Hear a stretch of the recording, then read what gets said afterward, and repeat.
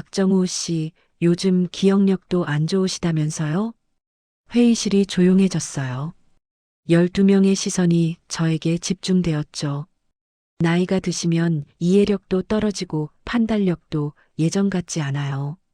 이도현 팀장의 차가운 목소리가 회의실을 가득 채웠어요. 동료들은 고개를 돌렸죠. 그건 너무하시는 것 아닌가요? 제 목소리가 떨렸어요. 너무한 게 아니라 사실을 말하는 거예요. 연령대가 있으신 분들은 특히 더 그렇죠. 저는 더 이상 견딜 수 없었어요. 평생 쌓아온 자존심이 무너져 내렸거든요. 하지만 그들은 몰랐어요. 제가 15년 전 이 건물의 구조적 결함을 정확히 예측했던 전문가라는 걸 말이에요. 기록 번호는 BLD-2009-342번입니다.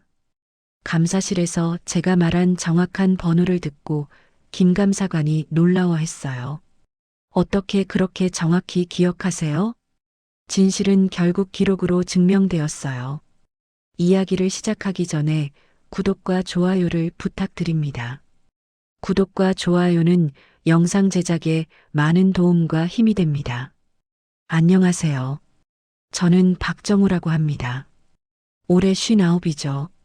수도권에 있는 큰 공공도서관에서 야간 시설관리원으로 일하고 있어요. 그러니까 밤새 건물을 지키는 일을 하는 거죠. 벌써 3년째입니다. 새벽 3시 지하 1층을 돌고 있었어요.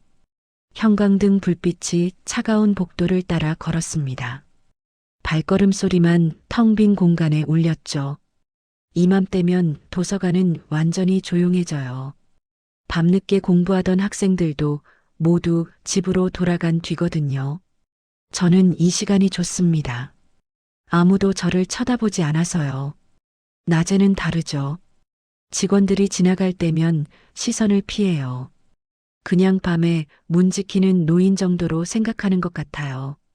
이용객들도 마찬가지고요. 저는 그저 투명한 사람입니다. 그런데 말이에요. 저는 이 건물의 모든 구석을 알고 있어요. 어디서 삐걱거리는 소리가 나는지, 어느 벽에 작은 금이 있는지, 어떤 파이프에서 물이 새는지요. 3년 동안 매일 밤 이곳을 돌았거든요. 오늘도 그랬습니다. 지하 1층 동쪽 벽면을 지나는데 무언가 이상했어요. 며칠 전부터 계속 신경 쓰였던 곳이죠. 손전등을 켜고 자세히 들여다봤습니다.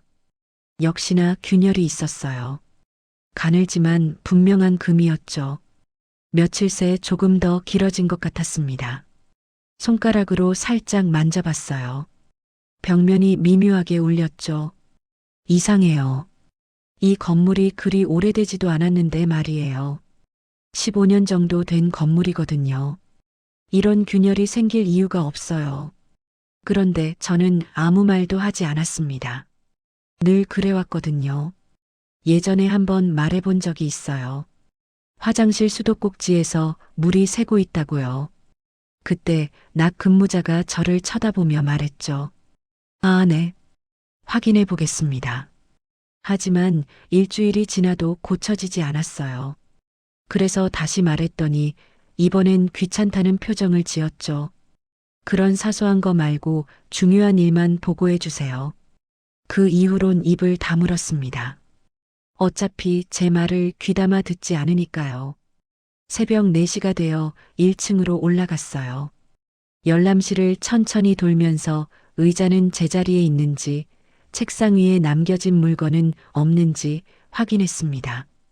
간혹 학생들이 필기구나 책을 두고 가거든요. 오늘은 별다른 게 없었어요. 다만 창가 쪽 책상에 누군가 커피를 쏟았는지 얼룩이 있었죠.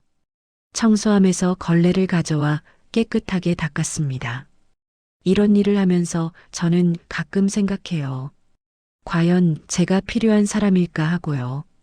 누구도 저에게 감사하다고 말하지 않거든요. 그저 당연한 듯이 받아들일 뿐이죠. 집에 돌아가는 길, 지하철에서 졸고 있는 직장인들을 봤습니다. 모두 피곤해 보였어요. 저도 그중 한 명이죠. 그냥 하루하루 살아가는 평범한 사람이요. 아파트 현관문을 열고 들어갔어요. 아내는 이미 일어나서 아침 준비를 하고 있었습니다. 고생하셨어요. 아내가 따뜻한 목소리로 말했죠. 유일하게 저를 알아봐주는 사람이에요. 아니에요. 별일 없었어요. 저는 그렇게 대답했습니다. 지하벽의 균열 이야기는 하지 않았어요. 괜한 걱정을 끼치고 싶지 않았거든요. 그런데 아침을 먹으면서 문득 불안감이 밀려왔어요. 그 균열이 계속 커지면 어떻게 될까요? 혹시 큰 문제가 생기는 건 아닐까요? 하지만 저는 그냥 평범한 야간 시설 관리원일 뿐입니다. 누가 제 말을 들어주겠어요? 아내가 물었어요. 무슨 생각을 그리 깊게 하고 계세요? 아무것도 아니에요. 그냥 오늘 일정을 생각하고 있었어요. 거짓말이었죠. 사실은 그 균열이 자꾸만 머릿속에 맴돌았거든요. 마치 무언가 큰일이 벌어질 것 같은 예감이 들었어요. 점심 먹고 잠깐 낮잠을 자려고 누웠는데 잠이 오지 않았습니다. 계속 그 벽면이 떠올랐어요. 가느다란 균열이 서서히 번져나가는 모습이요. 저는 이상한 사람인가 봐요. 남들은 신경 쓰지 않을 일에 자꾸 마음이 쓰이거든요. 어릴 때부터 그랬어요. 작은 변화도 금세 눈에 띄었죠. 어머니가 그러셨어요. 정우야, 너는 참 꼼꼼하구나. 남들이 못 보는 것도 다 보네. 그때는 칭찬인 줄 알았는데 지금 와서 생각해보니 때로는 짐이 되는 것 같아요. 보지 않아도 될 것까지 보이니까요. 오후에 아내와 함께 마트에 갔어요. 장을 보면서 아내가 말했죠. 요즘 표정이 어두워 보여요. 무슨 걱정이라도 있으세요? 그냥 일이 조금 피곤해서요. 또 거짓말이었어요. 정말로는 그 균열 때문에 마음이 무거웠거든요. 하지만 어떻게 설명할까요? 벽에 금이 갔다고 말하면 아내도 별일 아니라고 할 텐데요. 저녁을 먹고 출근 준비를 했습니다. 평상시와 똑같은 일상이었죠. 가방에 손전등과 열쇠를 챙겼어요. 그리고 작은 수첩도 넣었습니다.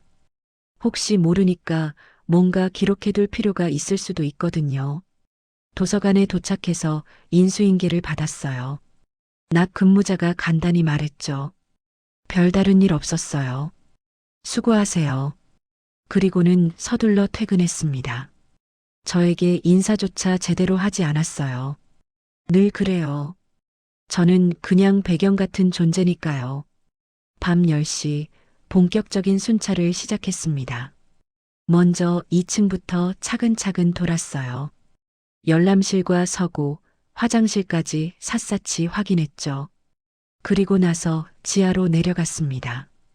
지하 1층에 도착하자마자 그곳으로 향했어요. 낮에도 계속 신경 쓰였던 그 벽면 말이에요. 손전등을 켜고 자세히 살펴봤습니다. 균열이 더 커져 있었어요. 확실히 며칠 전보다 길어졌죠. 이제는 손가락 길이만큼 되었어요. 벽을 손으로 밀어봤더니 미묘하게 흔들렸습니다. 이건 분명히 문제가 있어요. 그런데 저는 또 망설였습니다. 누구에게 말해야 할까요? 과연 들어줄까요? 수첩을 꺼내 균열의 위치와 크기를 적어두었어요. 날짜와 시간도 함께요. 혹시 나중에 필요할 수도 있으니까요. 그때 문득 옛날 일이 떠올랐어요. 아주 오래전 일이었죠. 제가 다른 일을 했을 때의 일이요. 그때도 이런 작은 변화들을 놓치지 않았거든요. 하지만 지금은 그냥 야간 시설 관리원일 뿐이에요. 아무도 제 의견에 귀를 기울이지 않죠. 새벽까지 근무를 마치고 집으로 돌아가는 길, 저는 계속 생각했어요. 과연 제가 할 수 있는 일이 뭘까 하고요. 그냥 모른 척하고 넘어가야 할까요? 아니면 용기를 내서 누군가에게 말해야 할까요? 지하철 창문에 비친 제 모습을 봤어요. 피곤해 보이는 59살 남자였죠. 그냥 평범한 사람이요. 하지만 저는 포기하고 싶지 않았어요. 비록 누구도 알아주지 않더라도 제가 본 것은 분명히 중요한 일이거든요. 그로부터 사흘이 지났어요. 저는 매일 밤 그 벽을 확인했습니다. 균열은 조금씩 더 길어져 갔죠. 이제는 제 손바닥만큼 되었어요. 더 심각한 건 벽 주변에 물기가 스며나오고 있다는 거였어요. 처음엔 그냥 습기인 줄 알았는데 자세히 보니 어디선가 물이 새고 있었죠. 저는 더 이상 혼자 끙끙댈 수 없었어요. 이건 분명 큰 문제가 될 거라는 확신이 들었거든요. 다음 날 아침 출근하는 낮 근무 직원에게 말했습니다. 실례합니다. 지하에서 좀 이상한 걸 발견했는데요. 김주임이 귀찮다는 표정으로 쳐다봤어요. 뭔데요? 벽에 금이 가고 물도 새는 것 같아요. 확인해 보셨으면 좋겠는데요. 김주임은 한숨을 쉬었습니다. 어디서요? 지하 1층 동쪽 벽면이에요. 서고 쪽 말이에요. 아, 거기요? 며칠 전에도 말씀하신 곳 아닌가요? 네, 맞아요. 그런데 상태가 더 안 좋아졌어요. 김주임은 시계를 보더니 고개를 저었어요. 바쁜데 나중에 봐야겠네요. 일단 보고는 해드릴게요. 그리고는 자리를 떠났죠. 저는 뭔가 답답함을 느꼈어요. 과연 제대로 보고가 될까 싶었거든요. 집에 돌아가서도 마음이 편하지 않았어요. 아내가 물었죠. 오늘도 무슨 걱정이 있어 보여요. 아니에요. 그냥 일 때문에요. 저는 구체적으로 말하지 않았어요. 아내가 걱정할까 봐서요. 그날 밤 출근해서 김주임에게 물어봤습니다. 혹시 제가 말씀드린 일 보고하셨나요? 아, 그거요? 네, 말씀은 드렸어요. 그럼 누가 확인하러 오시나요? 글쎄요. 팀장님이 판단하실 거예요. 애매한 답변이었어요. 뭔가 제대로 전달되지 않은 것 같았죠. 그날 밤도 지하를 순찰했어요. 균열은 더 심해져 있었습니다. 이제는 벽면 전체가 미묘하게 부풀어 오른 것 같았어요. 물기도 더 많이 스며나오고 있었죠. 저는 수첩에 다시 상황을 기록했어요. 균열의 길이와 모양, 물기의 정도까지 자세히 적었죠. 언젠가는 이 기록이 필요할 거라는 생각이 들었거든요. 이틀 후 드디어 운영팀장이 나타났어요. 이도현 팀장이었죠. 마흔 중반의 깔끔한 정장 차림이었어요. 박정우 씨죠? 병 문제로 보고가 올라왔다던데요. 네, 맞습니다. 지하 쪽을 한번 보시겠어요? 이도현 팀장은 시간 없다는 듯이 손목시계를 봤어요.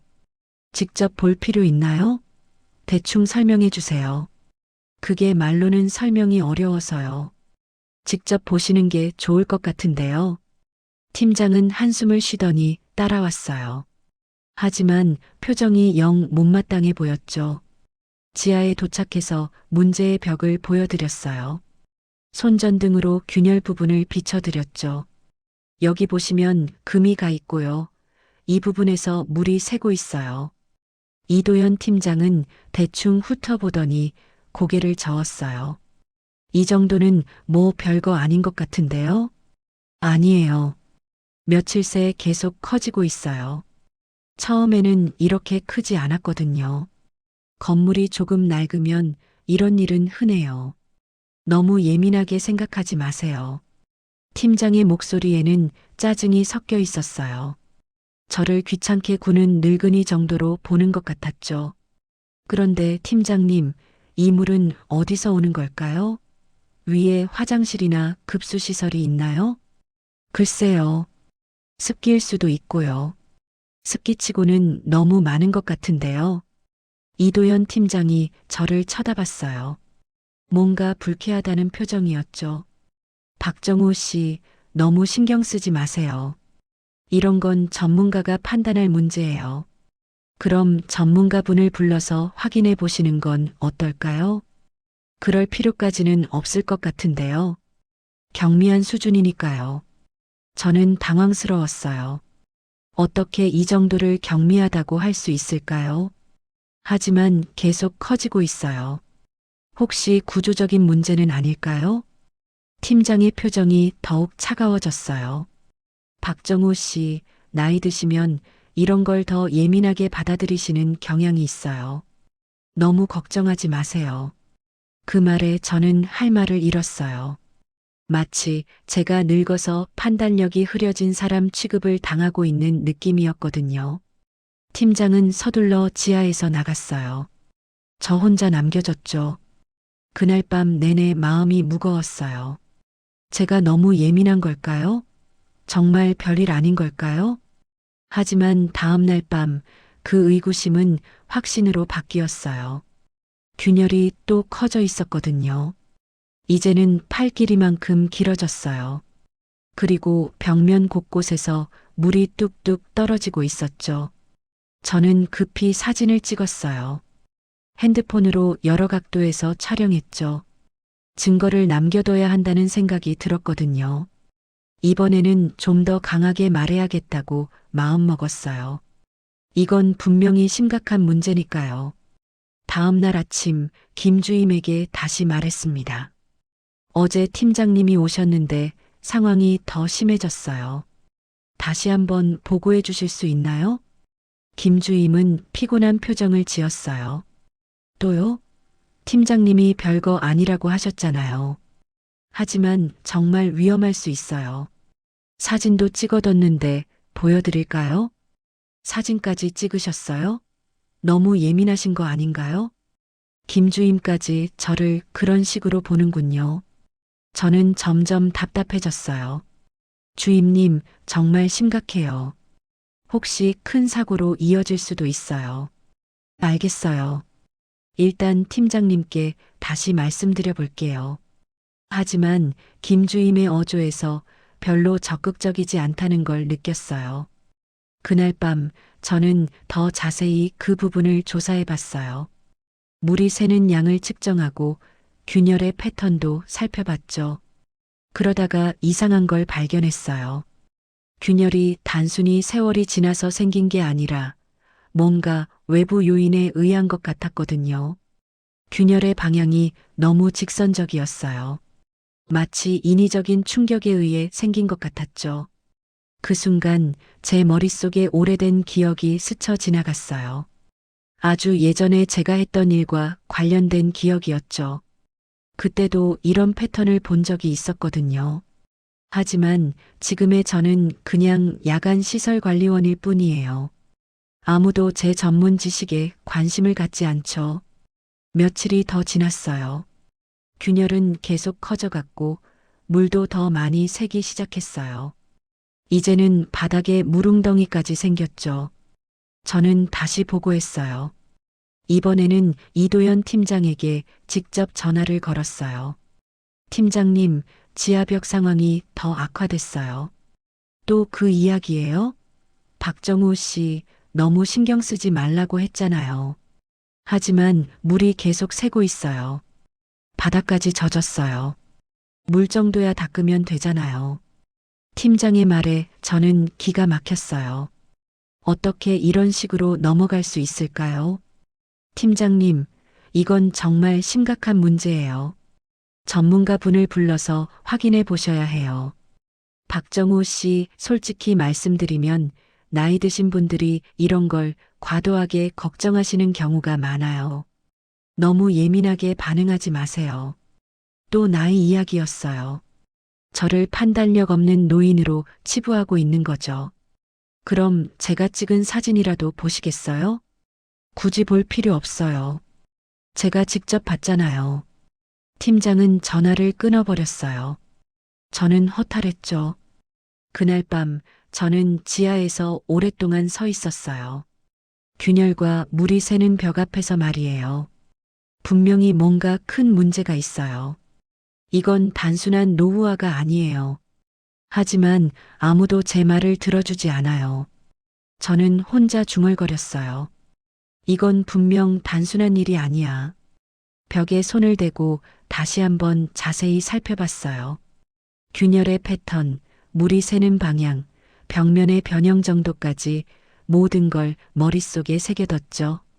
언젠가는 이 모든 게 중요한 증거가 될 거라는 예감이 들었거든요. 하지만 지금은 그저 무력감만 느껴질 뿐이었어요. 59살의 야간 시설관리원인 제가 무엇을 할 수 있을까요? 새벽이 되어 집으로 돌아가면서도 그 벽이 계속 머릿속에 맴돌았어요. 불안감은 점점 커져만 갔죠. 그로부터 일주일이 지난 어느 날이었어요. 새벽 2시경이었죠. 저는 평소처럼 지하를 순찰하고 있었어요. 그런데 이상한 소리가 들렸어요. 마치 물이 쏟아지는 듯한 소리였죠. 급히 그쪽으로 달려갔어요. 제가 계속 신경 쓰고 있던 벽 부근이었어요. 상황은 상상보다 훨씬 심각했어요. 벽에서 물이 콸콸 쏟아져 나오고 있었거든요. 아니, 이건 누수 정도가 아니었어요.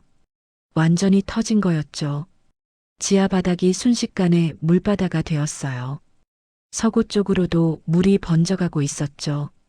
이러면 책들이 모두 젖을 거예요.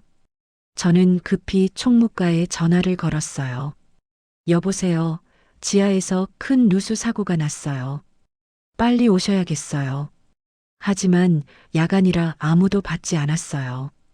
응급 연락망을 찾아서 김 주임에게 전화했어요. 주임님, 죄송한데 급한 일이 생겼어요. 김 주임이 잠결에 대답했어요. 뭔데요, 이 시간에? 지하에서 물이 터졌어요. 엄청 많이 새고 있어요. 뭐라고요? 정말이에요? 네, 서둘러 오셔야 할 것 같아요. 김 주임은 서둘러 끊었어요. 그리고 30분 뒤에 도착했죠. 지하 상황을 본 김 주임은 깜짝 놀랐어요. 이게 뭐예요? 어떻게 이렇게 됐어요? 제가 계속 말씀드렸던 그 벽에서 터진 거예요. 김 주임의 얼굴이 하얗게 질렸어요. 이거 완전 큰일 났네요. 팀장님께 바로 연락드려야겠어요. 저는 조금 억울했어요. 제가 그동안 계속 경고했는데 아무도 들어주지 않았잖아요. 주임님, 제가 며칠 전부터 계속 말씀드렸잖아요. 그런데 이렇게 클 줄은 몰랐어요. 김 주임은 이도현 팀장에게 급히 전화를 걸었어요. 하지만 받지 않았죠. 결국 새벽 4시가 되어서야 이도현 팀장이 나타났어요. 평상시의 깔끔한 모습과는 달리 급히 나온 티가 났죠. 지하 상황을 본 팀장의 표정이 굳어졌어요. 어떻게 이런 일이 생겼죠? 김 주임이 대답했어요. 박정우 씨가 벽에 이상이 있다고 계속 말씀하셨는데 결국 터진 것 같아요. 그때 팀장이 저를 쳐다봤어요. 뭔가 차가운 눈빛이었죠. 박정우 씨, 언제부터 이상을 느끼셨어요? 한두 주 전부터요. 계속 보고 드렸는데요. 그런데 왜 더 강력하게 조치를 요구하지 않으셨어요? 저는 당황했어요. 분명히 여러 번 말씀드렸는데 오히려 제게 책임을 묻고 있었거든요. 팀장님께서 별일 아니라고 하셨잖아요. 하지만 이 정도로 심각한 상황이라면 더 적극적으로 나서셨어야죠. 팀장의 말에 저는 할 말을 잃었어요. 제가 뭔가 잘못한 게 있나 싶었거든요. 아침이 되자 상황은 더욱 복잡해졌어요. 도서관 이용객들이 몰려오기 시작했거든요. 하지만 지하는 완전히 물바다였어요. 도서관장도 급히 나왔어요. 상황을 보더니 얼굴이 굳어졌죠. 이게 어떻게 된 일이에요? 이도현 팀장이 설명했어요. 야간 근무 중에 누수 사고가 발생했습니다. 시설 노후화가 원인인 것 같습니다. 도서관장이 물었어요. 사전에 징후는 없었나요? 그때 팀장이 저를 쳐다봤어요. 박정우 씨가 며칠 전부터 이상을 감지했다고 합니다. 하지만 정확한 점검이 이루어지지 않았던 것 같습니다. 저는 깜짝 놀랐어요. 마치 제가 제대로 점검하지 않아서 이런 일이 생긴 것처럼 말하고 있었거든요. 팀장님, 저는 분명히 보고 드렸어요. 여러 번 말씀드렸잖아요. 하지만 긴급 상황이라고 강조하지는 않으셨죠? 팀장의 말에 저는 답답했어요. 제가 아무리 말해도 들어주지 않았으면서 이제 와서 이런 식으로 말하다니요. 오후가 되자 더 큰 문제가 생겼어요. 지역 언론에서 연락이 왔거든요. 공공도서관 누수 사고로 귀중한 도서들이 피해를 입었다는 제보가 들어왔는데요. 도서관장의 얼굴이 더욱 어두워졌어요. 언론에까지 알려진 거였죠. 그리고 시청에서도 연락이 왔어요. 감사팀에서 나가겠습니다. 관리 실태를 점검해야겠어요. 상황이 걷잡을 수 없이 커져가고 있었어요. 저는 불안했죠. 다음 날 아침 이도현 팀장이 저를 따로 불렀어요. 사무실에서 둘만 있었죠. 박정우 씨, 솔직하게 이야기해 봅시다. 네, 팀장님. 이번 사고가 언론과 감사로 이어지고 있어요. 책임 소재를 분명히 해야 합니다. 저는 가슴이 철렁했어요. 뭔가 나쁜 예감이 들었거든요. 야간 시설 관리가 제대로 이루어졌다면 이런 일은 막을 수 있었을 거예요. 하지만 팀장님, 저는 계속 보고 드렸어요. 형식적인 보고와 실제 관리는 다른 거죠. 더 적극적으로 대응했어야 합니다. 팀장의 목소리가 점점 차가워졌어요. 박정우 씨 야간 점검이 미흡했던 것 같아요. 그리고 위험 상황에 대한 판단도 부족했고요. 저는 억울했어요. 제가 얼마나 열심히 점검했는데요. 팀장님, 그건 너무하시는 것 아닌가요? 저는 제 일을 성실히 했어요. 성실함과 전문성은 다른 거예요. 이런 중요한 문제를 놓친 건 사실이잖아요.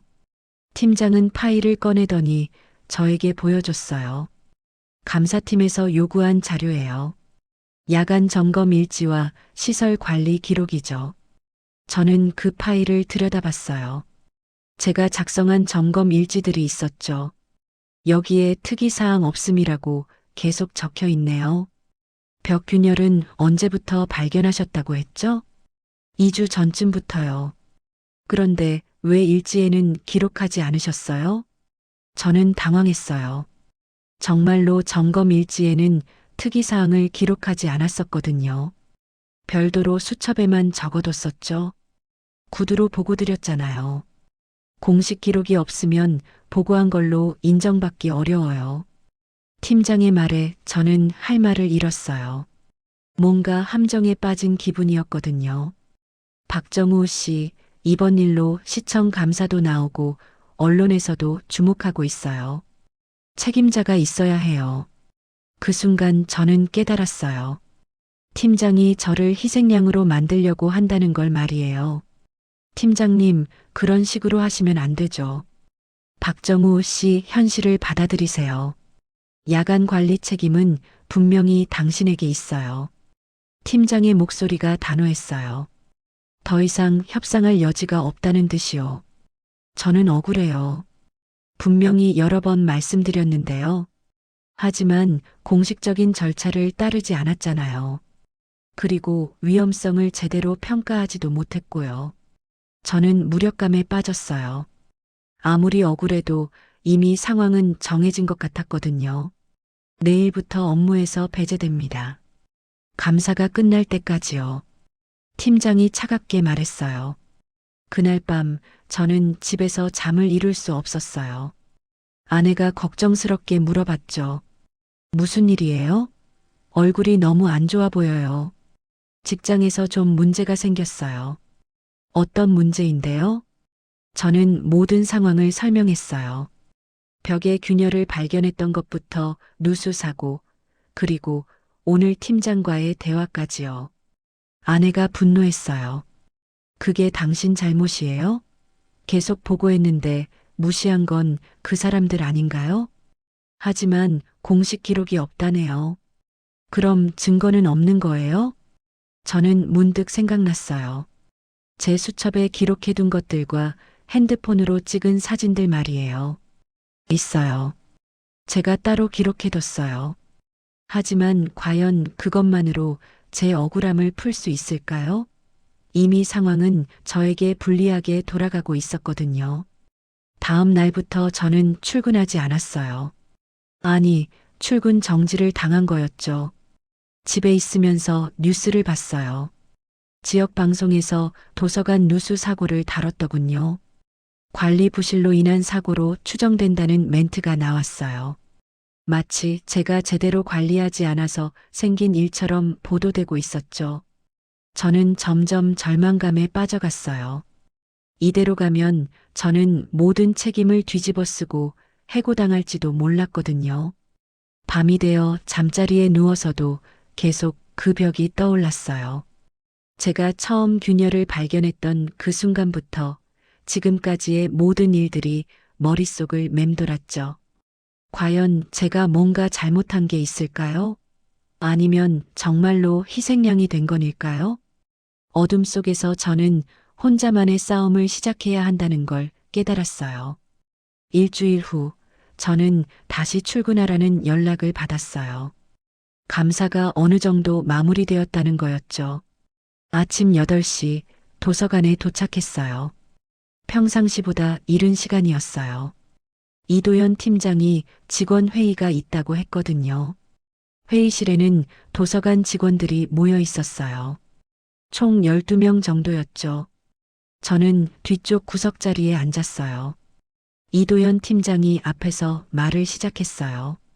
지난주 누수 사고에 대해 말씀드리겠습니다. 팀장의 목소리는 차분했지만 어딘가 날카로워요. 시청 감사 결과 시설 관리에 중대한 허점이 발견되었습니다. 저는 가슴이 덜컥했어요. 뭔가 나쁜 소식이 올 것 같은 예감이 들었거든요. 특히 야간 점검 업무에서 심각한 문제가 있었습니다. 그때 팀장이 저를 쳐다봤어요. 회의실 안의 모든 시선이 저에게 집중되었죠. 박정우 씨, 앞으로 나와주시겠어요? 저는 당황했어요. 왜 갑자기 앞으로 나가라는 거죠? 왜 그러시는지요? 사고 경위를 설명해 주셔야겠어요. 어쩔 수 없이 앞으로 나갔어요. 동료들이 저를 빤히 쳐다보고 있었죠. 시선이 따갑게 느껴졌어요. 박정우 씨, 벽 균열을 언제 처음 발견하셨다고 했죠? 한두 주 전이라고 말씀드렸어요. 그런데 점검 일지에는 왜 기록하지 않으셨어요? 저는 입을 다물었어요. 이미 지난번에 했던 이야기였거든요. 대답해 주세요. 여기 계신 분들도 알아야 할 내용이니까요. 팀장의 목소리에 압박감이 느껴졌어요. 구두로 보고 드렸다고 말씀드렸잖아요. 구두 보고요? 그런데 김주임님께서는 그런 보고를 받은 기억이 없다고 하시네요. 저는 깜짝 놀라서 김주임을 쳐다봤어요. 분명히 여러 번 말씀드렸는데요. 김주임이 고개를 돌렸어요. 제 눈을 마주치지 않으려는 것 같았죠. 김주임님, 분명히 말씀드렸잖아요. 글쎄요, 정확히 기억이 안 나네요. 김주임의 대답에 저는 배신감을 느꼈어요. 분명히 알고 있으면서 모른다고 하다니요. 박정우 씨, 혹시 기억에 혼선이 있는 건 아닌가요? 팀장이 의미심장하게 말했어요. 무슨 말씀이신지요? 요즘 나이가 드시면서 기억력이 예전 같지 않으시다면서요? 그 순간 회의실이 조용해졌어요. 모든 사람이 저를 쳐다보고 있었죠. 그런 말씀하신 적 없어요. 정말요? 얼마 전에 열쇠를 어디에 뒀는지 모르겠다고 하셨잖아요. 팀장이 계속 몰아붙였어요. 저는 당황스러웠어요. 그런 일이 한두 번 있긴 했지만요. 그건 누구에게나 있는 일이에요. 그래요. 하지만 중요한 시설 관리에서는 다른 문제죠. 혹시 균열을 발견했다고 생각하신 게 착각은 아니었을까요? 저는 기가 막혔어요. 이제는 제가 착각했다고 말하고 있었거든요. 아니에요. 분명히 봤어요. 하지만 증거가 없잖아요. 공식 기록도 없고요. 팀장의 말에 저는 할 말을 잃었어요. 핸드폰 사진이 있긴 하지만 여기서 꺼내기가 어려웠거든요. 박정우 씨, 솔직히 말씀해 주세요. 기억이 가물가물한 건 아니에요? 그런 게 아니라고 말씀드렸잖아요. 제 목소리가 조금 높아졌어요. 억울함이 터져 나왔거든요. 목소리 높이지 마세요. 여기 계신 분들도 다 보고 계시잖아요. 팀장이 차갑게 말했어요. 마치 제가 흥분해서 이상하게 구는 사람처럼 만들고 있었죠. 저는 주위를 둘러봤어요. 동료들의 표정이 모두 어색했어요. 누구도 저를 도와주려 하지 않았죠. 다들 알고 계시겠지만 이런 일이 재발하지 않으려면 정확한 원인 파악이 필요해요. 팀장이 다시 말을 이었어요. 박정우 씨의 야간 점검이 부실했던 건 분명한 사실이에요. 그리고 기억력 문제도 있는 것 같고요.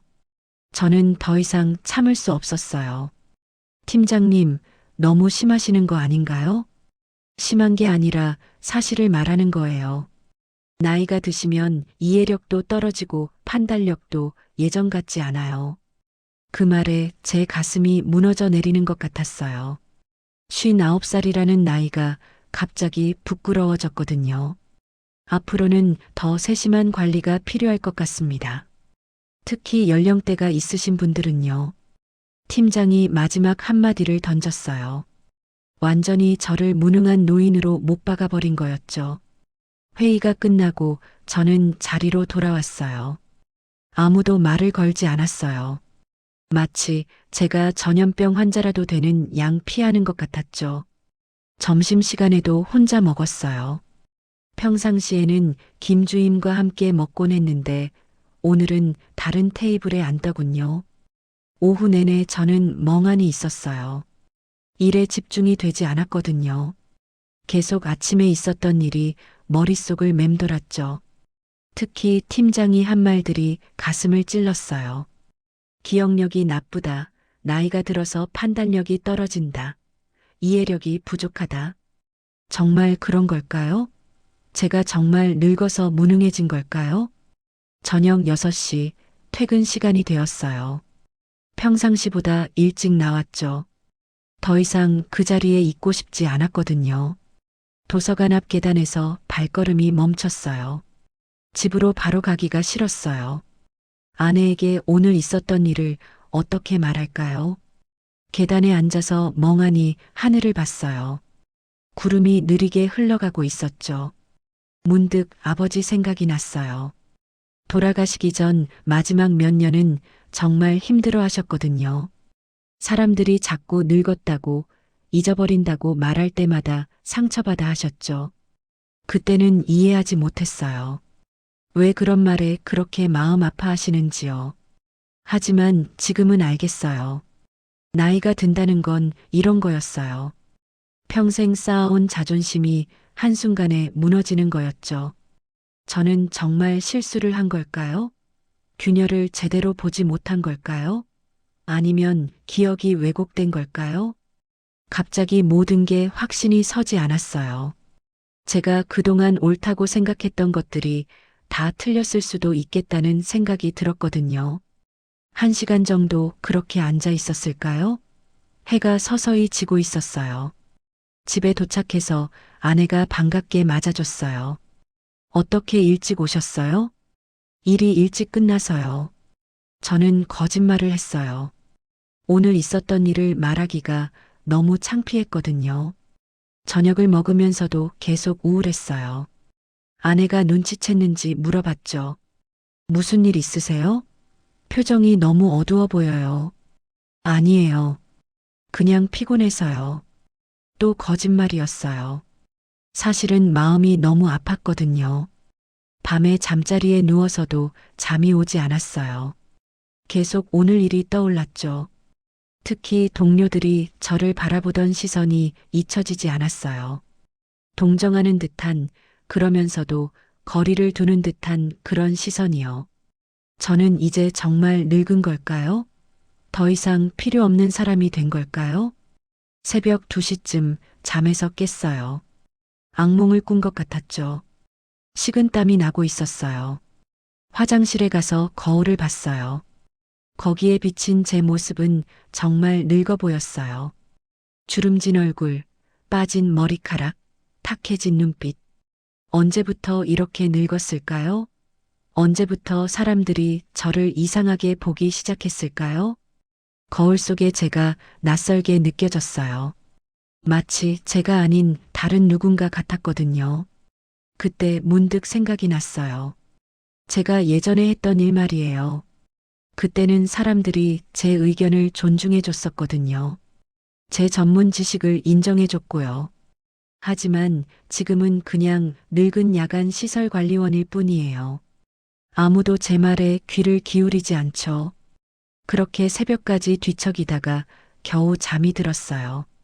다음 날 아침 거울을 보면서 다시 한번 생각했어요. 정말 이대로 포기해야 할까요? 정말 저는 늙어서 무능해진 걸까요?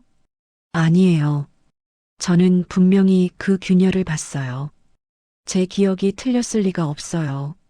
그리고 제가 예전에 했던 일들, 쌓아온 경험들이 모두 헛된 게 아니에요. 거울 속 제 눈빛이 조금씩 달라지는 걸 느꼈어요. 어제까지의 절망감이 서서히 다른 감정으로 바뀌고 있었거든요. 분노였어요. 그리고 결심이었죠. 저는 이대로 무너지지 않을 거예요. 제 억울함을 반드시 풀어낼 거예요. 비록 지금은 모든 사람이 저를 의심하고 있지만 언젠가는 진실이 밝혀질 거예요. 제가 옳다는 걸 증명해 보일 거예요. 그날 저녁 집에 돌아와서도 마음이 무거웠어요. 아내는 일찍 잠자리에 들었고 저는 거실에 혼자 앉아 있었죠. 문득 다락방이 생각났어요. 거기에 제가 예전에 쓰던 물건들을 보관해뒀거든요. 다락방으로 올라가서 구석에 있는 낡은 상자를 꺼냈어요. 먼지가 수북이 쌓여 있었죠. 언제 마지막으로 열어봤는지 기억도 안 났어요. 상자를 열자 오래된 냄새가 났어요. 종이와 잉크, 그리고 시간이 만들어낸 특유의 냄새였죠. 가장 위에는 낡은 현장 노트가 있었어요. 표지가 해져서 글씨가 잘 보이지 않았지만 제 손글씨로 쓰인 게 분명했어요. 노트를 펼쳐봤어요. 빽빽하게 적힌 글씨와 그림들이 나타났죠. 건물의 구조도 재료 명세서, 복원 계획서들이었어요. 그때 갑자기 기억이 조금씩 돌아왔어요. 저는 국가기록원에서 일했었거든요. 오래된 건물들을 조사하고 복원하는 일을 했었죠. 손이 무의식적으로 노트를 넘기고 있었어요. 마치 몸이 먼저 기억하고 있는 것 같았거든요. 어떤 페이지에서 손이 멈췄어요. 건물 구조도가 그려진 페이지였죠. 지하 구조를 세밀하게 그린 도면이었어요. 이상했어요. 이 구조가 익숙하게 느껴졌거든요. 어디서 본 것 같은데요. 저는 펜을 들었어요. 그리고 빈 페이지에 뭔가를 그리기 시작했죠.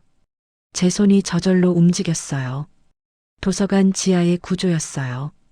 제가 매일 밤 순찰하던 그곳의 모습을 그리고 있었던 거예요. 벽의 위치, 기둥의 배치, 급수관의 경로까지 자세히 그려졌어요. 마치 설계도를 보고 그리는 것처럼 정확했죠. 그런데 뭔가 이상했어요. 제가 그린 구조와 실제 도서관의 구조가 조금 달랐거든요. 특히 제가 균열을 발견한 그 벽 부분이요. 원래 설계에는 그곳에 벽이 없어야 했어요. 기둥만 있어야 하는 구조였죠. 이상해. 저는 혼잣말을 했어요. 뭔가 중요한 걸 발견한 것 같았거든요. 다시 노트를 뒤져봤어요. 혹시 도서관과 관련된 기록이 있을까 해서요. 그리고 찾았어요. 15년 전 기록이었죠. 도서관 건립 당시 구조 검토 자료였어요. 제가 직접 작성한 보고서였어요. 그때 저는 신축 건물들의 구조 안전성을 검토하는 일을 했었거든요. 보고서를 읽어보니 기억이 조금씩 돌아왔어요. 그때 도서관 설계에 문제가 있다고 지적했었어요. 지하 구조가 너무 복잡하다고요. 특히 급수관과 전기 배선이 겹치는 부분에서 문제가 생길 수 있다고 경고했었죠. 그런데 건설사에서는 제 의견을 받아들이지 않았어요. 비용 문제 때문이었죠. 결국 원래 설계대로 진행되었고 저는 더 이상 그 프로젝트에 관여하지 않았어요. 하지만 지금 생각해 보니 제가 우려했던 바로 그 부분에서 문제가 생긴 거였어요. 그래, 맞아. 저는 확신에 찬 목소리로 말했어요. 이제 모든 게 명확해졌거든요.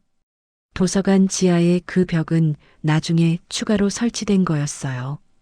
원래 설계에는 없던 구조물이었죠. 그래서 급수관과의 거리가 너무 가까웠던 거예요. 시간이 지나면서 압력이 계속 가해졌고 결국 균열이 생긴 거였죠. 저는 다시 펜을 들고 자세한 구조도를 그렸어요. 원래 설계와 실제 건축된 모습을 비교해서 그렸죠. 차이점이 명확했어요. 누군가 의도적으로 설계를 변경한 게 분명했어요. 손이 떨렸어요.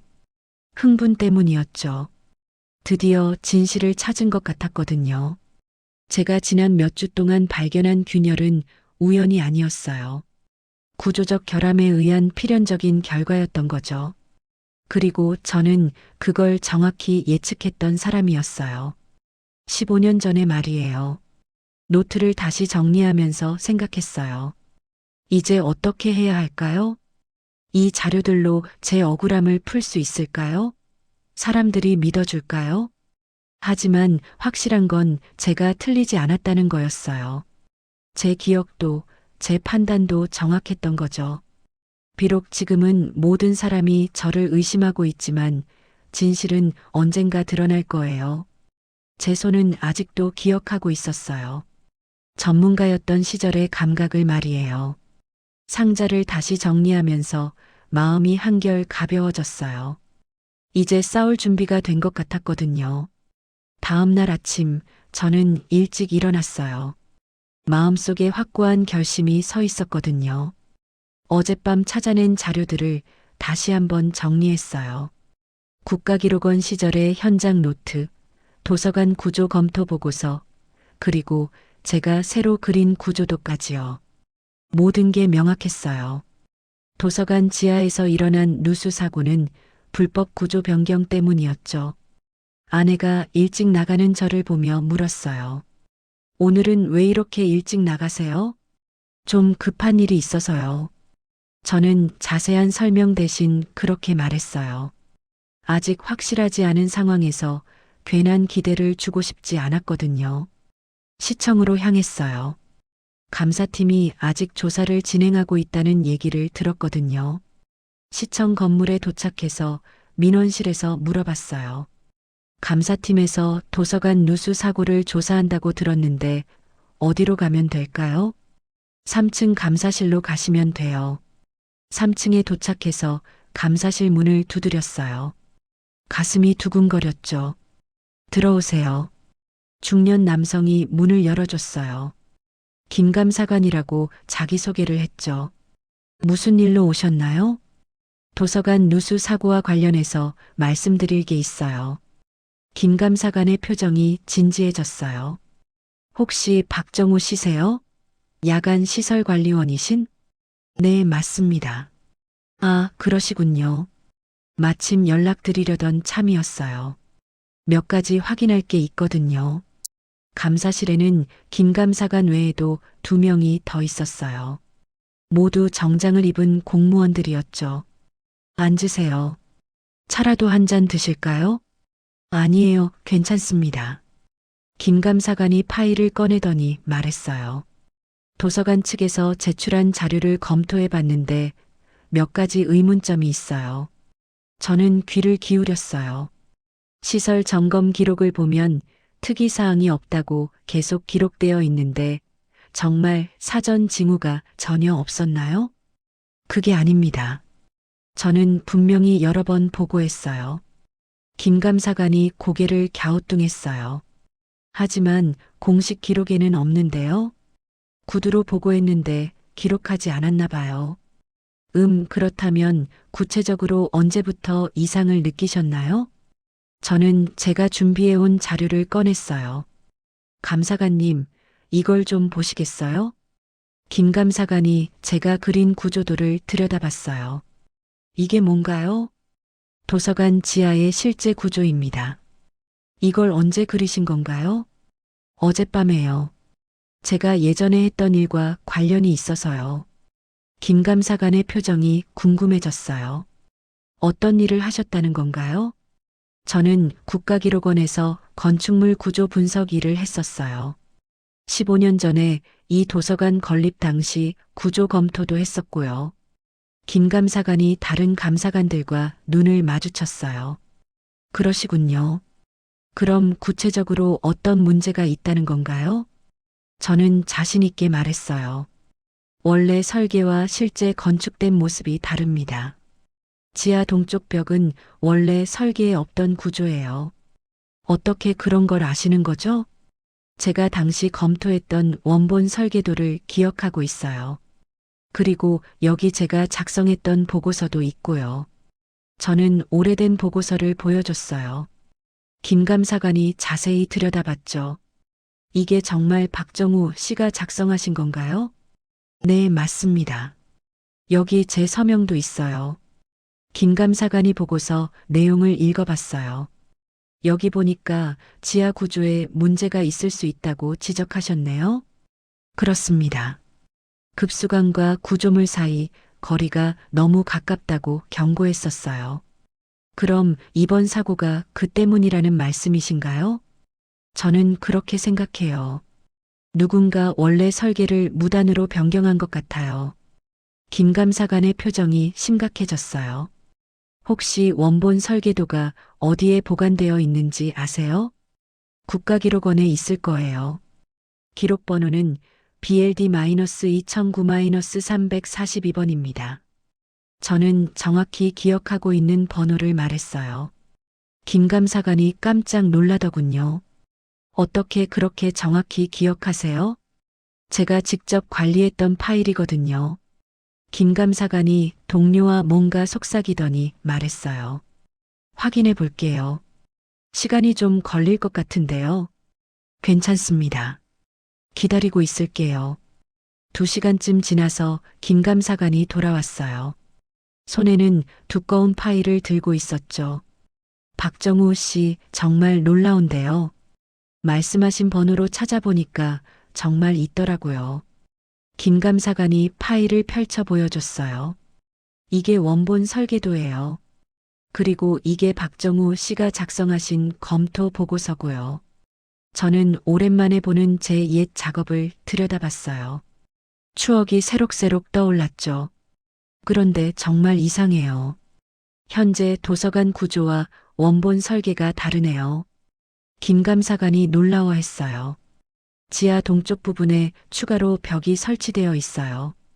원래는 기둥만 있어야 하는 구조인데요. 그렇죠?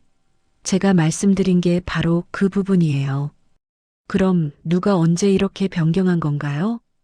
건설 과정에서 무단으로 변경된 것 같아요.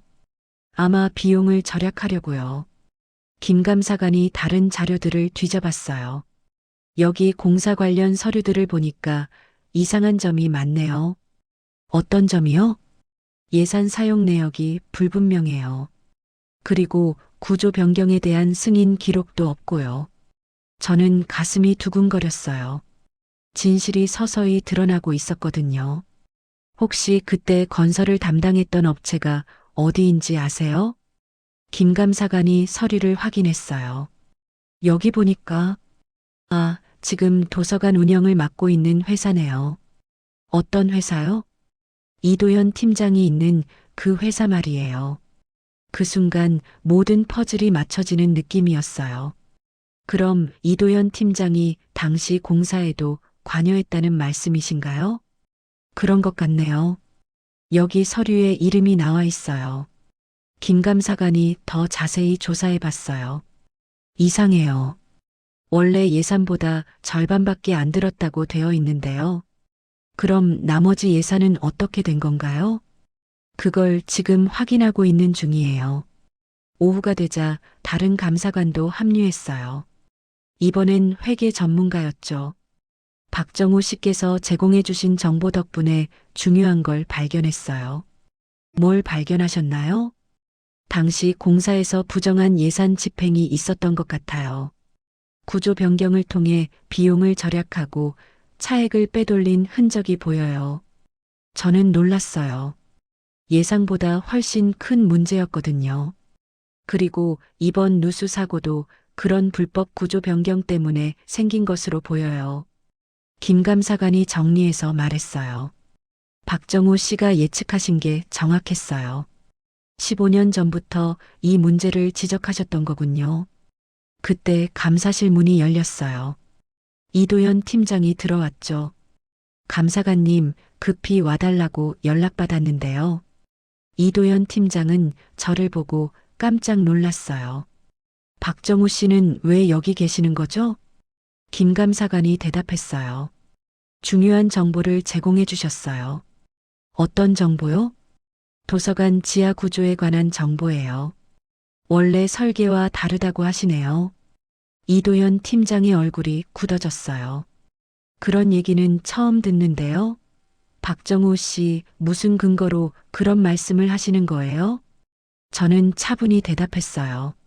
제가 당시 구조 검토를 담당했었어요. 당시라는 게 언제 말이에요? 15년 전 도서관 건립 당시요. 이도현 팀장의 표정이 더욱 어두워졌어요. 그건 너무 오래된 일 아닌가요? 기억도 확실하지 않을 텐데요. 김 감사관이 끼어들었어요. 이도현 팀장님, 혹시 당시 공사에 관여하셨나요? 저는 회사에 있긴 했지만 직접 관여하지는 않았어요. 하지만 서류에는 팀장님 이름이 나와 있는데요. 이도현 팀장이 당황하는 게 보였어요. 그건 형식적인 거였어요. 형식적이라고 하시면? 김 감사관이 계속 추궁했어요. 이도현 팀장의 얼굴에서 차츰 여유가 사라지고 있었죠. 저희가 조사한 바로는 구조 변경 과정에서 상당한 예산이 절약됐다고 나와 있어요. 예, 효율적인 공사를 했죠. 하지만 그 변경이 안전성에 문제를 일으킬 수 있다는 지적도 있었잖아요. 김 감사관이 제가 작성한 보고서를 보여줬어요. 이도현 팀장이 그 보고서를 보더니 얼굴이 하얗게 질렸어요. 이건 어디서 나온 건가요? 국가기록원에서 찾았어요. 박정우 씨가 정확한 번호까지 알려주셨거든요. 이도현 팀장이 저를 노려봤어요. 그 시선에는 분노와 당황이 섞여 있었죠. 박정우 씨, 이런 식으로 문제를 키우시는 건 좋지 않아요. 저는 침착하게 말했어요. 저는 그냥 사실을 말씀드린 것 뿐이에요. 사실이라고요? 15년 전 일을 누가 정확히 기억해요? 저는 기억합니다. 제 전문 분야였으니까요. 김 감사관이 마지막으로 물어봤어요. 이도현 팀장님, 혹시 이번 사고와 관련해서 숨기고 계신 게 있나요? 숨기고 있다니요? 저는 그냥 시설 관리를 담당하고 있을 뿐이에요. 하지만 이도현 팀장의 목소리에는 더 이상 확신이 없었어요. 그날 오후 감사팀은 도서관으로 직접 가서 추가 조사를 실시했어요. 저도 함께 갔죠. 지하에서 실제 구조를 확인한 결과 제가 말한 게 모두 맞다는 게 드러났어요.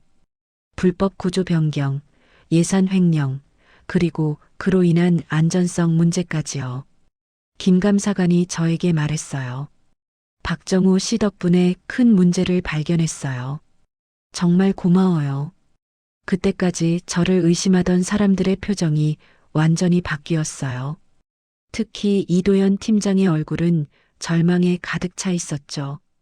그가 저를 바보 취급하며 무시했던 모든 순간들이 떠올랐어요. 하지만 저는 복수심보다는 안도감이 더 컸어요. 드디어 진실이 밝혀졌거든요. 일주일 후 시청 감사실에서 다시 연락이 왔어요. 박정우 씨 조사 결과가 나왔습니다. 시간 되실 때 한번 오시겠어요? 김 감사관의 목소리에는 안도감이 섞여 있었어요. 감사실에 도착하니 여러 명이 모여 있었어요. 김 감사관 외에도 상급 감사관과 법무팀 직원들이 있었죠. 앉으세요. 좋은 소식부터 말씀드릴게요. 김 감사관이 두꺼운 보고서를 펼쳤어요. 박정우 씨에 대한 모든 혐의는 철회됩니다. 야간 점검 미흡이나 관리 소홀과는 전혀 관련이 없다는 결론이 나왔어요. 저는 가슴이 뻥 뚫리는 기분이었어요. 드디어 제 억울함이 풀렸거든요. 그리고 이번 누수 사고의 진짜 원인도 밝혀졌습니다. 상급 감사관이 말을 이었어요. 15년 전 건설 과정에서 불법 구조 변경이 있었고 그 과정에서 상당한 예산이 횡령되었습니다. 얼마나 되나요? 약 3억 원 정도예요. 당시 구조 변경을 통해 자재비를 절약한 뒤 그 차액을 빼돌린 거죠. 저는 그 규모에 놀랐어요. 생각보다 훨씬 큰 사건이었거든요. 이도현 팀장의 역할도 확인되었습니다. 김 감사관이 계속 설명했어요. 당시 현장 책임자였고 불법 구조 변경을 주도한 것으로 드러났어요. 그리고 이번 사고가 터지자 책임을 박정우 씨에게 전가하려 했던 거고요. 그럼 팀장은 어떻게 되는 건가요? 일단 직위 해제되었고 검찰에 수사 의뢰했습니다. 상급 감사관이 무겁게 말했어요. 업무상 배임과 횡령 혐의로 기소될 예정이에요. 며칠 뒤 도서관에서 연락이 왔어요. 관장이 직접 만나고 싶다는 거였죠. 도서관장실에 들어가니 관장이 정중하게 인사했어요. 평상시와는 완전히 다른 태도였죠. 박정우 씨, 정말 죄송합니다. 관장이 깊게 고개를 숙였어요. 이번 일로 많은 고생하셨죠. 억울하셨을 거예요. 저는 담담하게 받아들였어요. 일이 이렇게 된 걸 어떻게 하겠어요. 박정우 씨께서 계속 경고해 주셨는데 제대로 듣지 못해서 죄송합니다. 관장의 사과는 진심으로 느껴졌어요. 앞으로 이런 일이 재발하지 않도록 시스템을 개선하겠습니다. 그때 관장이 제안했어요. 공식적으로 사과문을 발표하려고 하는데 어떻게 생각하세요? 저는 잠시 생각했어요. 어떤 방식으로요? 직원 회의에서 공개적으로 사과하고 지역 언론에도 해명 보도를 내려고 해요. 관장의 제안에 저는 고개를 저었어요. 굳이 그럴 필요 없어요. 하지만 박정우 씨의 명예 회복을 위해서라도 저는 손을 들어 말을 멈췄어요. 관장님, 사과는 문서로 남겨주세요. 문서로요? 네, 기록이 제 일이거든요. 관장이 의아해하는 표정을 지었어요. 공개 사과보다 문서가 더 중요하신가요? 공개 사과는 시간이 지나면 사람들이 잊어버려요. 하지만 문서는 영원히 남아있죠. 저는 차분히 설명했어요. 제가 평생 배운 게 있다면 기록의 힘이에요. 말은 사라지지만 기록은 남거든요. 관장이 고개를 끄덕였어요. 알겠습니다. 공식 사과문을 문서로 작성해 드리겠어요. 일주일 후 정식 사과문이 전달되었어요. 도서관 공식 문서함에 보관되고 저에게도 사본이 주어졌죠. 그 문서에는 제가 받은 모든 부당한 처우에 대한 사과와 함께 제 전문성에 대한 인정도 포함되어 있었어요. 직장으로 돌아간 첫날은 어색했어요. 동료들이 저를 보는 시선이 완전히 바뀌어 있었거든요. 김주임이 조심스럽게 다가왔어요. 박정우 씨, 정말 죄송했어요. 괜찮습니다. 그때 제가 팀장님 편을 들어서 정말 미안해요. 김주임의 사과도 진심이었어요. 하지만 저는 더 이상 그런 일에 연연하지 않았죠. 다 지난 일이에요. 새로운 운영팀장도 부임했어요. 이번에는 시청에서 직접 파견한 공무원이었죠. 새 팀장이 저를 따로 불렀어요. 박정우 씨, 앞으로 시설 관리에 더 적극적으로 참여해 주시면 좋겠어요. 어떤 의미인가요? 박정우 씨의 전문 지식이 필요해요. 건물 안전 점검이나 구조 관련 자문을 부탁드리고 싶어요. 저는 의외였어요. 이제 와서 제 전문성을 인정해 주다니요. 한번 생각해 보겠어요. 급하지 않으니까 천천히 결정하세요. 그날 밤 야간 순찰을 하면서 생각했어요. 지하 그 벽은 이제 완전히 보수되어 있었죠. 새로운 구조로 안전하게 재건축되었어요. 제가 처음 균열을 발견했던 그 자리에 서서 잠시 과거를 떠올려 봤어요. 그때는 아무도 제 말을 듣지 않았죠. 늙은 야간 시설관리원의 기우쯤으로 여겼어요. 하지만 결국 진실이 밝혀졌어요. 제 기억이 맞았고 제 판단이 정확했던 거죠. 며칠 후 언론에서 연락이 왔어요. 박정우 씨의 이야기를 기사로 쓰고 싶은데 인터뷰 가능하신가요? 저는 정중히 거절했어요. 굳이 그럴 필요 없을 것 같아요. 하지만 의미 있는 일이잖아요. 시민들에게 알려야죠. 이미 충분히 알려졌어요. 공식 기록으로 남았거든요. 기자가 아쉬워했지만 저는 마음을 바꾸지 않았어요. 화려한 스포트라이트보다는 조용한 인정이 더 소중했거든요. 한 달 후 이도현 전 팀장이 구속되었다는 소식을 들었어요. 횡령과 업무상 배임 혐의로 기소된 거였죠. 저는 특별한 감정을 느끼지 않았어요. 복수심이나 만족감보다는 그냥 당연한 결과라는 생각이 들었죠. 새 팀장이 다시 제안을 해왔어요. 박정우 씨 시설 안전 자문역을 맡아주시면 어떨까요? 급여도 인상해 드릴 수 있어요. 이번에는 진지하게 고민해 봤어요. 구체적으로 어떤 일을 하는 건가요? 정기적인 안전 점검과 구조 분석이에요. 박정우 씨의 전문 지식이 꼭 필요해요. 야간 근무는 계속하는 건가요? 원하신다면 낮 근무로 바꿀 수도 있어요. 저는 고민 끝에 제안을 받아들였어요. 제 경험을 제대로 활용할 수 있는 기회였거든요. 새로운 업무를 시작한 첫날, 젊은 직원들이 저에게 와서 물어봤어요. 박정우 씨, 건물 구조 분석하는 법 좀 가르쳐 주세요. 네, 언제든지 물어보세요. 이제는 제 말을 귀담아 듣는 사람들이 있었어요. 제 지식을 필요로 하는 사람들이요. 집에 돌아가서 아내에게 말했어요. 여보, 새 일을 맡게 됐어요. 어떤 일이에요? 시설 안전 자문이에요. 제 전문 분야죠. 아내가 환하게 웃었어요. 정말 잘 됐네요. 당신의 능력을 인정받은 거네요. 저도 오랜만에 마음이 가벼워졌어요. 그날 밤 다락방에 올라가서 오래된 상자를 다시 열어봤어요. 국가기록원 시절의 자료들이 그대로 있었죠. 이제 이 자료들이 다시 쓸모있게 되었어요. 제 경험과 지식이 헛되지 않았던 거죠. 사과문도 상자에 넣어 보관했어요. 이것도 중요한 기록이거든요. 언젠가 누군가 비슷한 상황에 처했을 때 이런 기록들이 도움이 될 수도 있을 거예요. 창밖을 보니 새벽이 밝아오고 있었어요. 새로운 하루가 시작되는 거였죠. 저는 더 이상 보이지 않는 사람이 아니었어요. 제대로 인정받는 전문가가 된 거였죠. 물론 화려한 승리는 아니었어요. 조용하고 담담한 해결이었죠. 하지만 그것으로 충분했어요. 진실이 밝혀지고 제 억울함이 풀렸으니까요. 아내가 아래층에서 아침 준비하는 소리가 들렸어요. 평범하지만 소중한 일상이 계속되고 있었죠. 저는 상자를 다시 정리하고 다락방을 내려왔어요. 새로운 하루를 맞이할 준비가 되어 있었어요. 3개월이 지났어요. 제 일상은 완전히 달라져 있었죠.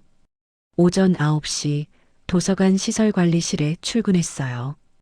이제는 야간 근무가 아니라 정규 근무 시간이었거든요. 책상 위에는 새로운 안전점검 요청서들이 놓여 있었어요. 각 층별로 정기 점검을 해달라는 내용이었죠. 저는 천천히 서류를 검토했어요. 예전처럼 아무도 신경 쓰지 않던 때와는 달랐죠. 이제는 제 의견이 중요한 결정에 반영되었거든요. 박정우 선생님, 잠시 시간 되세요? 새로운 신입 직원 이민호 씨가 다가왔어요. 26살의 성실한 청년이었죠. 네, 무엇을 도와드릴까요? 2층 열람실 천장에서 이상한 소리가 난다는 신고가 들어왔는데요. 이민호 씨는 저를 선생님이라고 불렀어요. 처음 들었을 때는 어색했지만 이제는 자연스러워졌죠. 어떤 소리인지 구체적으로 아세요? 삐걱거리는 소리라고 하네요. 저는 고개를 끄덕였어요. 같이 한번 보러 갈까요? 2층으로 올라가서 해당 구역을 점검했어요. 천장재를 자세히 살펴보니 작은 처짐이 있었죠. 여기 보세요. 천장재가 조금 내려앉았어요. 어떻게 해야 할까요? 일단 안전상 문제는 없지만 보수가 필요해 보여요. 전문 업체에 의뢰해야겠어요. 이민호 씨가 메모를 적으며 말했어요. 정말 세세한 부분까지 다 보시네요. 저는 미소를 지었어요. 예전에는 이런 섬세함이 과민 반응이라고 여겨졌는데 이제는 전문성으로 인정받고 있었거든요. 점심시간에는 동료들과 함께 식사를 했어요. 김 주임도 자연스럽게 옆자리에 앉았죠. 박정우 선생님, 오늘 오후에 시청에서 나온다던데 뭔 일인가요? 다른 공공시설들 안전점검 자문을 해달라는 거예요. 김 주임이 놀라워했어요. 벌써 다른 곳에서도 연락이 오네요. 저는 별일 아니라는 듯이 대답했어요. 그냥 제가 할 수 있는 일을 하는 거죠. 식사를 마치고 사무실로 돌아가니 전화가 걸려왔어요. 시청 시설관리과에서였죠. 박정우 선생님, 다음 주에 시간 되시면 시민회관 점검 좀 부탁드릴까요? 어떤 문제가 있나요? 노후화가 심해서 안전성 검토가 필요해요. 박정우 선생님의 전문적인 의견이 필요합니다. 저는 일정을 확인하고 약속을 잡았어요. 이런 요청이 요즘 부쩍 늘어났거든요. 오후 3시 정기회의가 있었어요. 새 팀장이 각 부서별 현황을 점검하는 시간이었죠. 박정우 선생님, 이번 주 점검 결과는 어떤가요? 전체적으로 양호합니다. 다만 지하 배수 시설을 좀 더 자주 확인해야 할 것 같아요. 팀장이 메모를 하며 물어봤어요. 얼마 간격으로 하면 좋을까요? 한 달에 2번 정도면 충분할 거예요. 제 의견이 그대로 정책에 반영되었어요. 예전과는 완전히 다른 대우였죠. 회의가 끝나고 혼자 지하를 점검하러 갔어요. 여전히 이 시간을 좋아했거든요. 조용하고 평화로웠어요. 그 유명한 벽 앞에서 잠시 멈췄어요. 이제는 튼튼한 새 벽으로 교체되어 있었죠. 제가 처음 균열을 발견했던 그 자리였어요. 문득 몇 달 전 일이 떠올랐어요. 아무도 제 말을 듣지 않던 그때 말이에요. 치매 노인 취급을 받으며 굴욕을 당했던 순간들이요. 가슴 한편이 먹먹해졌어요. 그때는 정말 힘들었거든요. 하지만 결국 진실이 밝혀졌어요. 제가 옳았다는 것도 증명되었고요. 저는 벽에 손을 대고 조용히 말했어요. 기억은 흐려져도 진실은 남는다. 그것이 제가 이번 일을 통해 배운 가장 큰 교훈이었어요. 오후 6시 퇴근 시간이 되었어요. 이민호 씨가 인사를 하며 지나갔죠. 박정우 선생님 수고하셨어요. 내일 또 뵐게요. 네, 조심히 들어가세요. 저도 가방을 챙겨 나왔어요. 도서관 입구에서 뒤돌아봤죠. 이제 이곳은 제게 다른 의미의 공간이 되어 있었어요. 집으로 가는 길에 마트에 들렀어요. 아내가 좋아하는 과일을 사가려고 했거든요. 계산을 하는데 계산원이 저를 알아봤어요. 어머, 도서관에서 일하시는 분이시죠? 신문에서 봤어요. 저는 당황했어요. 인터뷰를 거절했는데 어떻게 신문에 났을까요? 작은 기사였는데 정말 대단하시더라고요. 아, 시청에서 보도 자료를 낸 모양이었어요. 제 이름은 빠뜨리고 말이죠. 별일 아니에요. 저는 겸손하게 대답했어요. 집에 도착해서 아내에게 과일을 건넸어요. 고맙네요. 오늘 기분이 좋아 보이세요. 그런가요? 네, 요즘 들어 표정이 한결 밝아졌어요. 아내의 말에 저도 웃음이 나왔어요.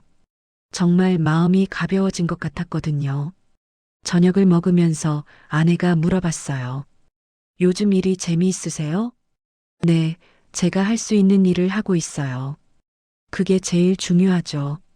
아내는 항상 저를 이해해 주었어요. 힘들 때나 좋을 때나 변함없이 말이에요. 밤늦게 다락방에 올라가서 제 기록들을 정리했어요. 새로운 점검 보고서들을 상자에 추가로 넣었죠. 예전 자료들과 함께 보관하니 감회가 새로웠어요. 과거와 현재가 이어진 기분이었거든요. 창밖을 보니 도서관이 보였어요. 야간 조명이 켜진 모습이 따뜻해 보였죠. 저는 더 이상 그곳을 지키는 사람이 아니었어요. 하지만 여전히 그곳을 사랑하는 사람이었죠. 잠자리에 들기 전에 아내에게 말했어요. 여보, 고마워요. 뭐가요? 힘들 때 믿어줘서요. 아내가 제 손을 잡았어요. 당연한 거 아니에요. 당신은 좋은 사람이에요. 그날 밤 저는 오랜만에 깊이 잠들었어요. 더 이상 걱정할 일이 없었거든요. 다음 날 아침 출근길에 젊은 직원들이 먼저 인사를 했어요. 박정우 선생님, 안녕하세요. 저는 더 이상 투명한 사람이 아니었어요. 인정받는 전문가였죠. 새로운 하루가 시작되었어요. 평범하지만 의미 있는 하루가 말이에요. 그럼 오늘 이야기는 여기까지입니다. 영상을 시청해주신 모든 분들 고맙습니다. 저는 AI 나레이션 사연 읽는 펭귄이었습니다. 구독과 좋아요 부탁드립니다. 감사합니다.